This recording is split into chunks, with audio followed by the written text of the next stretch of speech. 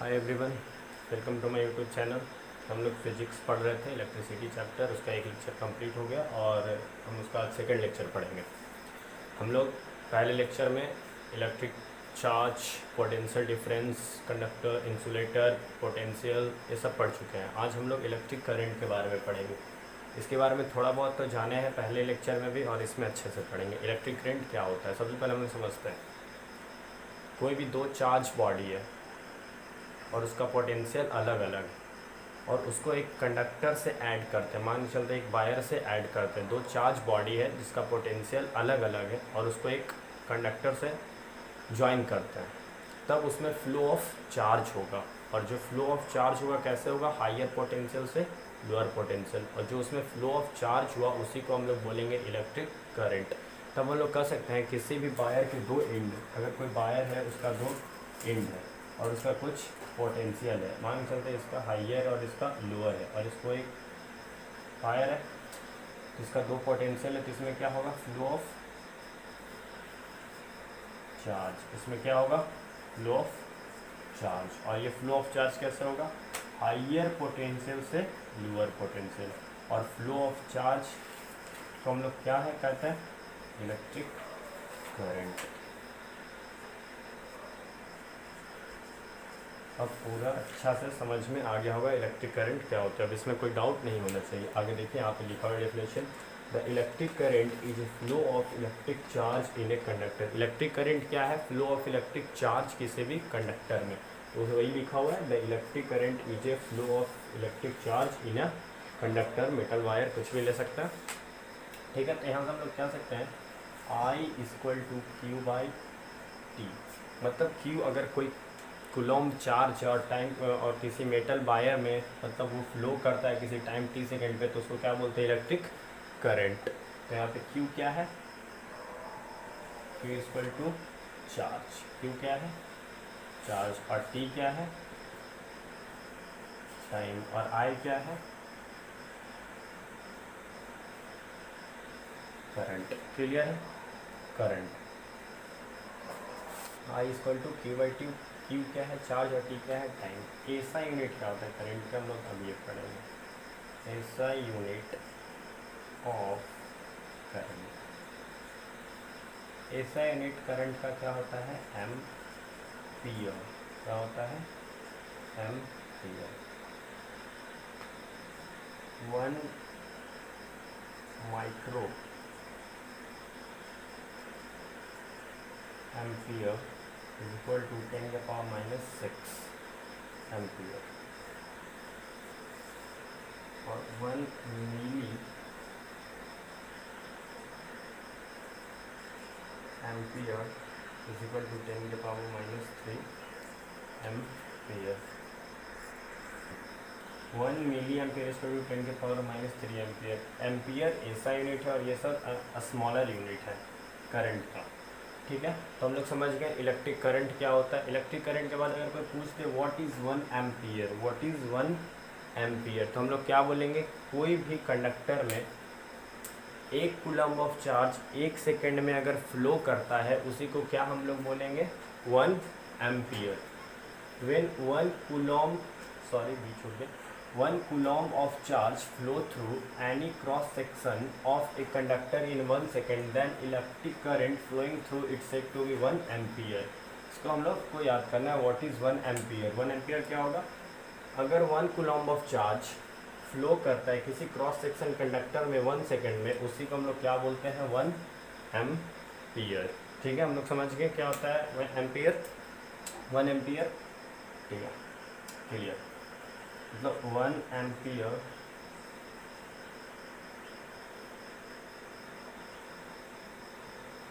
One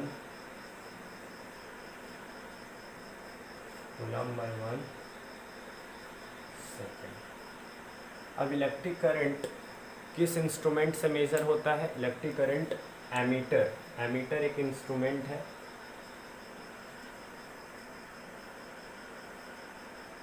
ammeter एक instrument है जिससे इलेक्ट्रिक करंट को मेजर करता है। एमीटर का रेसिस्टेंस, इसका रेसिस्टेंस लो होता है,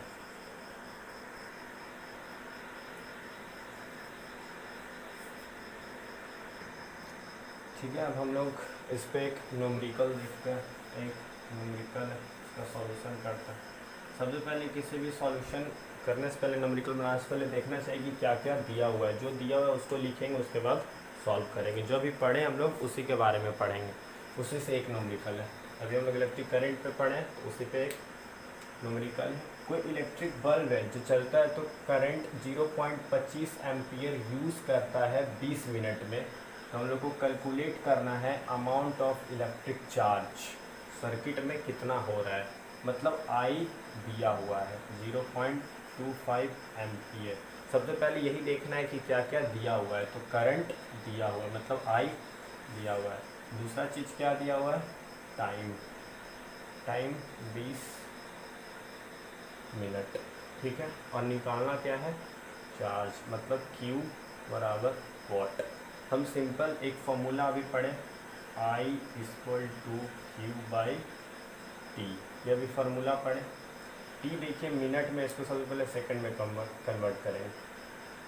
तो 20 इंटू 7 कितना हो जाएगा, 1200 सेकेंड, ठीक है।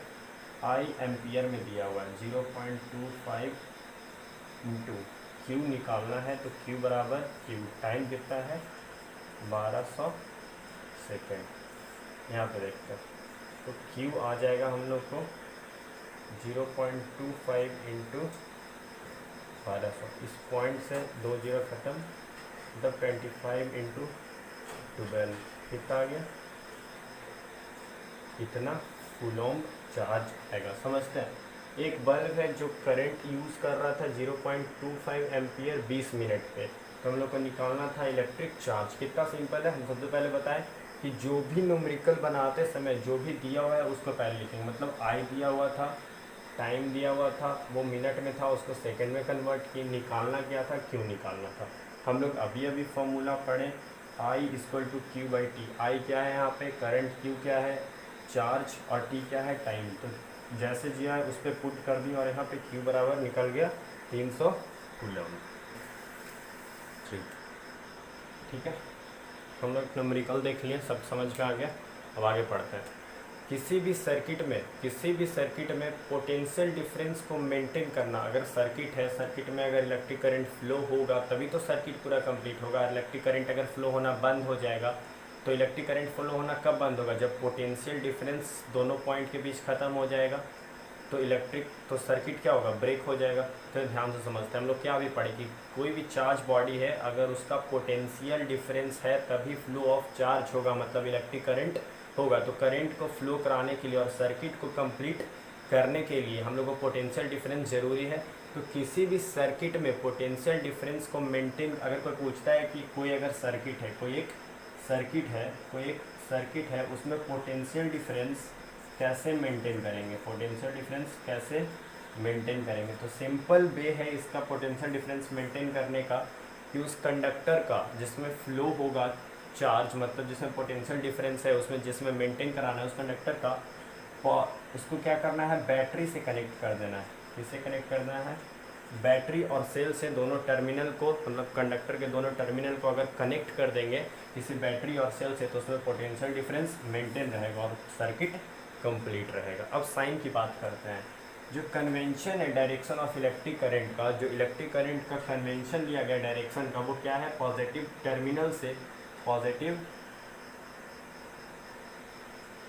टर्मिनल से नेगेटिव टर्मिनल है। ठीक है, जो कन्वेंशन है इलेक्ट्रिक करंट का वो क्या है, ठीक है, ओम्स लॉ समझते हैं। ओम्स लॉ क्या बताता है, ओम्स लॉ कुछ नहीं, ओम्स लॉ रिलेशन बताता है करंट और पोटेंशियल डिफरेंस के बीच में, बस यही है ओम्स लॉ। ओम्स लॉ बहुत इंपॉर्टेंट है, बोर्ड के क्वेश्चन इससे आते ही आते हैं। What is Ohm's law, describe Ohm's law. ठीक है, तो समझते हैं ओम्स लॉ है क्या। किसी भी कांस्टेंट टेम्परेचर पे जो करंट फ्लो हो रहा है कंडक्टर में, वो उसका डायरेक्टली प्रोपोर्शनल होता है पोटेंशियल डिफरेंस का, यही है ओम्स लॉ। ठीक है, जो हम बोले उसी को डेफिनेशन है, आप लिखा हुआ है, at constant temperature the current flowing through a conductor. किसी भी कंडक्टर में जो करंट फ्लो हो रहा है वो डायरेक्टली प्रोपोर्शनल होता है उसके पोटेंशियल डिफरेंस का। इसका मैथमेटिकल इक्वेशन ये है कि I is directly proportional to potential difference. समझ में आ गया क्या है ओम्स लॉ। ओम्स लॉ बस यही है, रिलेशन बताता है करंट और पोटेंशियल डिफरेंस के बीच, और ये उसका डिफिनेशन और जो हम समझाएं वही है, बस ये। ठीक है, तो हम लोग यहाँ से लिख सकते हैं कि V is directly proportional to I, V is directly proportional to I, और V equal to R into I। अब ये R क्या है, यहाँ से जब प्रोपोर्शनलिटी साइन हटाते हैं तब कोई कांस्टेंट आता है, वो R क्या है, एक कांस्टेंट है। R क्या है, कांस्टेंट है। और R को क्या कहते हैं, रेसिस्टेंस कहते हैं। क्या कहते हैं, रेसिस्टेंस। R को क्या कहते हैं, रेसिस्टेंस। अब यहाँ से हम लोग को R का एक्सप्रेशन भी मिल जाएगा, R equal to V by I। मतलब रेसिस्टेंस को हम लोग क्या बोल सकते हैं, ratio of potential difference between two across point and current. मतलब क्या कर सकते हैं, पोटेंशियल डिफरेंस और करंट के रेशियो को हम लोग क्या बोलते हैं, रेसिस्टेंस बोलते हैं। बोल सकते हैं कि नहीं बोल सकते हैं, the ratio of potential difference between across two point and its current is called resistance. अब देखिए, जब अगर रेसिस्टेंस आ गया तो रेसिस्टेंस के बाद अब हम लोग को यहाँ से I का भी एक्सप्रेशन मिल सकता है, R into I equal to V। I का क्या मिल गया, V बाई R। I का भी हम लोग को एक्सप्रेशन मिल गया, V बाई R। देखिए इसको अच्छे से समझते हैं।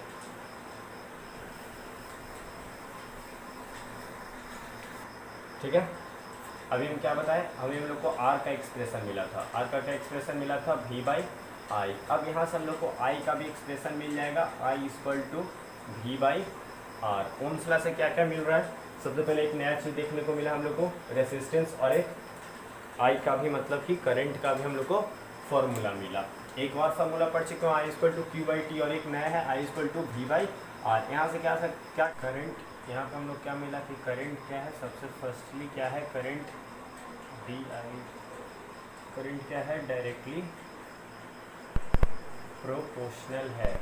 यहाँ से आप लोग को भी दिख रहा होगा करंट किसकी डायरेक्टली प्रोपोर्शनल है, पोटेंशियल डिफरेंस का। और दूसरा क्या मिला कि जो करंट है वो किसका, इन्वर्सली प्रोपोर्शनल है रेसिस्टेंस का। ठीक है, तो यहाँ से हम लोग को क्या मिला कि इलेक्ट्रिक करंट क्या है, वो डायरेक्टली प्रोपोर्शनल है पोटेंशियल डिफरेंस का, और जो इलेक्ट्रिक करंट है वो इन्वर्सली प्रोपोर्शनल है रेसिस्टेंस का। तो इससे हम लोग को क्या समझ में आता है कि जब पोटेंशियल डिफरेंस को डबल करेंगे तो इलेक्ट्रिक करंट क्या हो जाएगा, 2 टाइम्स हो जाएगा, वो भी डबल हो जाएगा। और जब पोटेंशियल डिफरेंस को हाफ करेंगे तो हम लोग को करंट क्या मिलेगा, वो भी हाफ मिलेगा। लेकिन जब हम लोग रेसिस्टेंस को डबल करेंगे तो करंट क्या हो जाएगा, हाफ हो जाएगा। और जब रेसिस्टेंस को हाफ करेंगे तो करंट क्या हो जाएगा, डबल हो जाएगा। समझ में आया, ऐसा क्यों, क्योंकि जो करंट है वो डायरेक्टली प्रोपोर्शनल है पोटेंशियल डिफरेंस का, और जो करंट है वो इन्वर्सली प्रोपोर्शनल है रेसिस्टेंस का। यहाँ तक समझ में आ गया, पूरा ओम्स लॉ क्लियर है। ओम्स लॉ क्या क्या दिया, सबसे पहले तो R दिया और दूसरा भी I दिया। ठीक है, क्लियर है। हम लोग आगे बढ़ते हैं।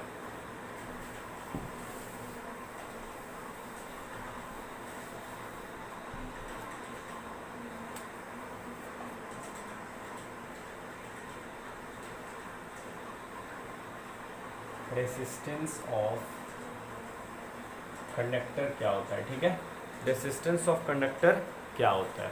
हम लोग को पता है कि इलेक्ट्रॉन मूव करता है कंडक्टर में एक जगह से दूसरी जगह पे, तो क्या करता है, कोलाइड करता है एक दूसरे से। जब कोलाइड करता है तो कंडक्टर में एक प्रॉपर्टी होता है, वो ऑब्स्ट्रक्शन पैदा करता है। तो कुछ नहीं, रेसिस्टेंस क्या है, रेसिस्टेंस प्रॉपर्टी है कंडक्टर का जिसकी वजह से ऑब्स्ट्रक्शन करता है फ्लो ऑफ इलेक्ट्रिक चार्ज का। उसी को हम लोग क्या बोलते हैं, रेसिस्टेंस बोलते हैं। क्या बोलते हैं, रेसिस्टेंस बोलते हैं। ठीक है, रेसिस्टेंस ऑफ कंडक्टर क्या है, ये एक प्रॉपर्टी है कंडक्टर का जो कि करंट के फ्लो को अपोज करता है। इसको हम लोग लिख भी सकते हैं।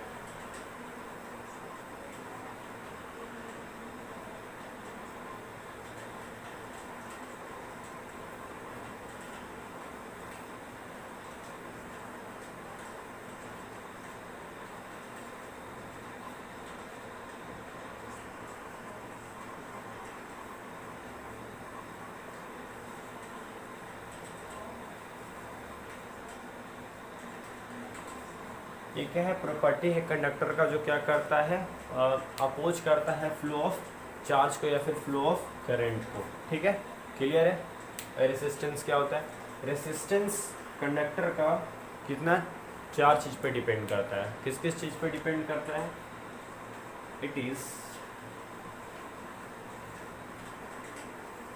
डिपेंड अपॉन थिकनेस,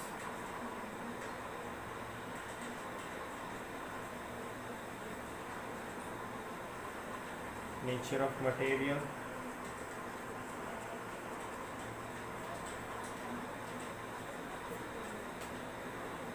temperature,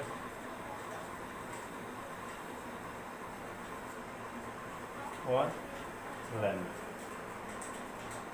ठीक है, तो रेसिस्टेंस क्या है, सबसे पहले ये समझिए, ये प्रॉपर्टी कंडक्टर को जो क्या करता है, फ्लो ऑफ इलेक्ट्रिक करंट को रोकता है, अपोज करता है। ठीक है, ये डिपेंड करता है थिकनेस पे, नेचर ऑफ मटेरियल पे, करंट लेंथ पे और टेम्परेचर पे। ठीक है, इसका ऐसा यूनिट क्या होता है, समझते हैं। ऐसा यूनिट इसका होता है ओम। इसको क्या बोलते हैं, ऐसा यूनिट इसका क्या है, ओम। ठीक है, ऐसा यूनिट क्या है, ओम। ठीक है, एक न्यूमेरिकल सॉल्व करते हैं ओम्स लॉ पे। पोटेंशियल डिफरेंस दो को पॉइंट का कैरिंग कर रहा है 2 एम्पियर करंट 0.1 वोल्ट में, तो हम लोग को कैलकुलेट करना है रेसिस्टेंस। हम पहले बताएं न्यूमेरिकल सॉल्व करते वक्त सबसे पहले जो भी क्वेश्चन में दिया हुआ है उसको लिखेंगे। तो क्या क्या क्वेश्चन में दिया है, 2 एम्पियर, एम्पियर करंट मतलब आई कितना दिया हुआ है, 2 एम्पियर। ठीक है, क्या दिया हुआ है, 2 एम्पियर, और करंट हो गया 2 एम्पियर। क्या कह रहा है पहले समझ में आया कि पोटेंशियल डिफरेंस है कोई दो पॉइंट पे जो वायर कैरी कर रहा है 2 एम्पियर करंट 0.1 वोल्ट पे, और हम लोग को रेसिस्टेंस निकालना है। ठीक है, आई हो गया, पोटेंशियल डिफरेंस कितना दिया हुआ है 0.1 वोल्ट, और निकालना क्या है, आर बराबर वॉट। हम लोग अभी अभी पढ़े हैं क्या, फ्रॉम ओम्स लॉ,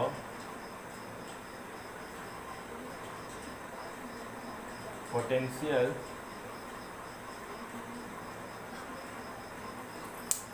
एक सेकेंड।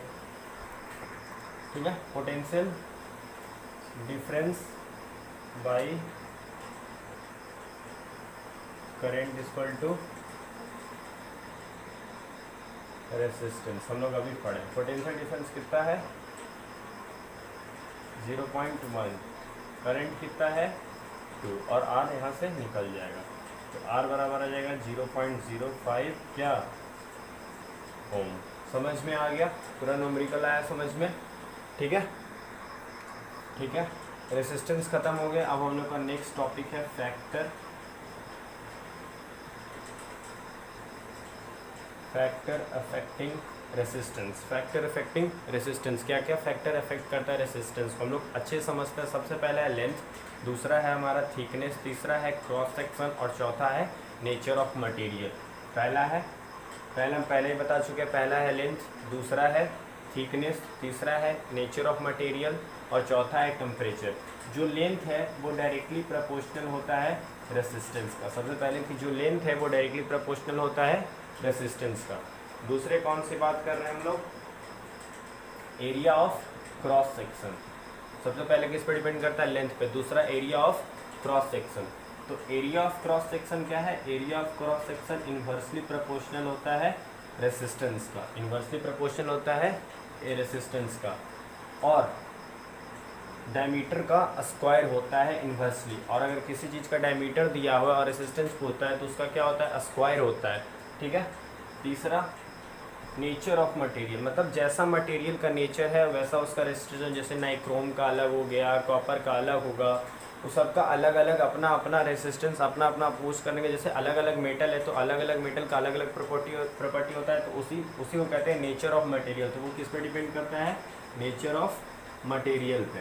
ठीक है, चौथा क्या है हमारा टेम्परेचर, मतलब अगर प्योर मेटल है तो अगर उसको हीट करेंगे तो क्या होगा, हम लोग का रेसिस्टेंस बढ़ेगा, अगर हीट नहीं करेंगे तो उसका रेसिस्टेंस कमेगा। ठीक है, अगर प्योर मेटल को अगर हीट करते हैं तो क्या करेगा, उसका रेसिस्टेंस इंक्रीज करेगा, अगर उसको हीट नहीं करते हैं तो लो करेगा।